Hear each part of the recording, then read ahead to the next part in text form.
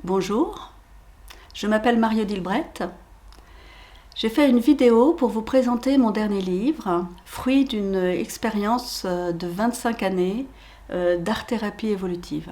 J'ai créé en effet ce concept d'art-thérapie évolutive qui réunit la psychologie humaniste, les pratiques artistiques, la connaissance des symboles et la spiritualité contemporaine.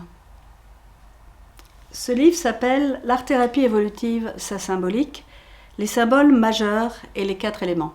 J'avais envie de vous lire un extrait pour vous faire goûter la saveur de ce livre et cet extrait parle de la symbolique du soleil. Symbolique du soleil qui permet vraiment pour l'art-thérapie et pour la psychologie de comprendre énormément de choses. Le soleil, symbole yang de la volonté et du masculin puissant. Dans les dessins représentant les éléments, le feu apparaît souvent sous la forme du soleil, qui réchauffe, éclaire, fait germer la vie et s'épanouir les êtres. En art-thérapie évolutive, le soleil est un symbole que l'on rencontre fréquemment. Il est souvent présent dans les dessins d'enfants, les dessins de paysages, de jardins, de chemins. Le soleil nous parle de l'élément feu. Cette boule de feu symbolise pour notre terre la chaleur et la vie. La terre, attirée par la force du soleil, tourne autour de lui. Elle admire son don de feu. Par analogie, on a attribué au masculin le pouvoir d'attraction et la force du soleil.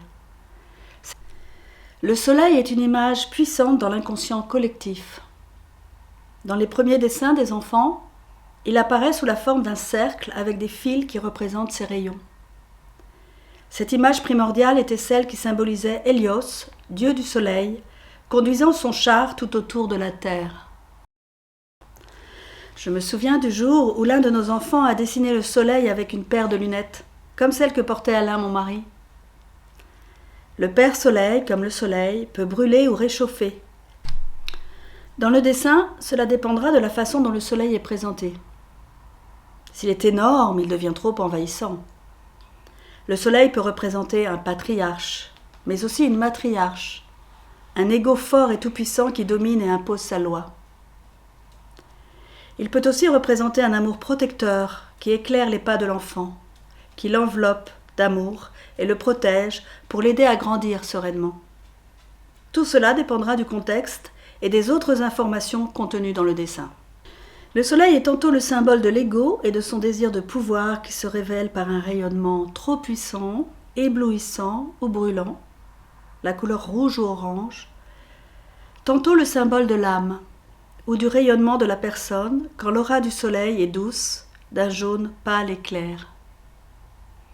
Également, les dessins où le soleil est central nous parlent du rayonnement de la personne, de son charisme, de sa présence, de son influence. En art-thérapie évolutive, le dessin du soleil apparaît en pleine page de façon récurrente dans de nombreux dessins, car nous encourageons le dessin figuratif qui permet la communication avec l'inconscient à travers des symboles simples.